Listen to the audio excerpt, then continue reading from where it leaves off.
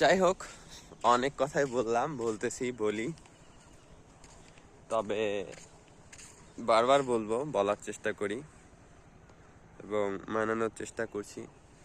যদিও বারবার বলি, জীবন আপনার, সুতরাং মানানোর দায়িত্বটাও আপনার। হ্যাঁ, আমরা অনেকেই হয়তোবা বিভিন্নভাবে সতর্ক করতে পারি, সচেতন করতে পারি, বলতে পারি, বোঝাতে পারি, কিন্তু দিন শেষে আপনার জীবন যেহেতু আপনাকেই সিদ্ধান্ত নিতে হবে।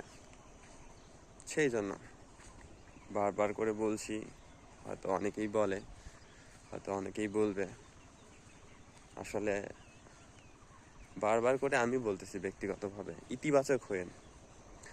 জীবনে যত বেশি সম্ভব ইতিবাচক বিষয়গুলোকে মাথায় রাখিয়েন। আর তাতে করে কি হবে, আসলে সবচেয়ে বাজে পরিস্থিতিতেও আসলে ভালো থাকাটা সহজ হবে। কারণ জীবনে ভালো থাকতে গেলে আসলে ইতিবাচক মনোভাবের বিকল্প যতদূর জানি খুবই কম, বা নেই বললেই চলে। যেমন বিশ্বাস।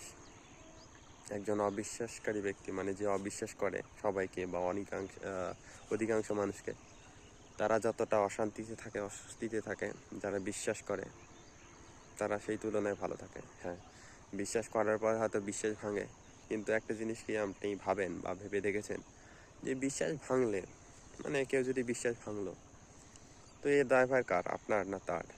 আমি তো মনে করি তার। কারণ আপনি বিশ্বাস করেছেন কিন্তু সে বিশ্বাস রাখতে পারে নাই। তো এর জন্য আপনি মন খারাপ করছেন কেন? সে আপনার বিশ্বাসের যোগ্য হয়নি, হতে পারে নাই, সেটা তার সমস্যা। ঠিক একইভাবে শান্তি।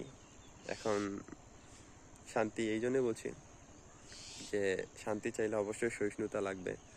সহিষ্ণুতাও আসলে একটা ইতিবাচক মনোভাব বা ইতিবাচক গুণ। শান্তি চাইতে গেলে আসলে সহিষ্ণুতা লাগবে। আর অসহিষ্ণুতা নিয়ে, অশান্তি নিয়ে আসলে আমি আসলে অন্তত জানি না যে এরকম কেউ আছে যে যার মধ্যে অবিশ্বাস আছে, অশান্তি আছে। মানে যার মধ্যে অবিশ্বাস আছে তার মধ্যে যদি অসহিষ্ণুতা থাকে, তাহলে তাকে আসলে শান্তিতে রাখা বা তার শান্তিতে থাকা, এটা আসলে অসম্ভব একটা বিষয়। তারপরে হচ্ছে যে সম্প্রীতির একটা বিষয় আছে। কারণ দেশে বলি বিদেশে বলি, আসলে সবাই তো একই রকম মন মানসিকতার না।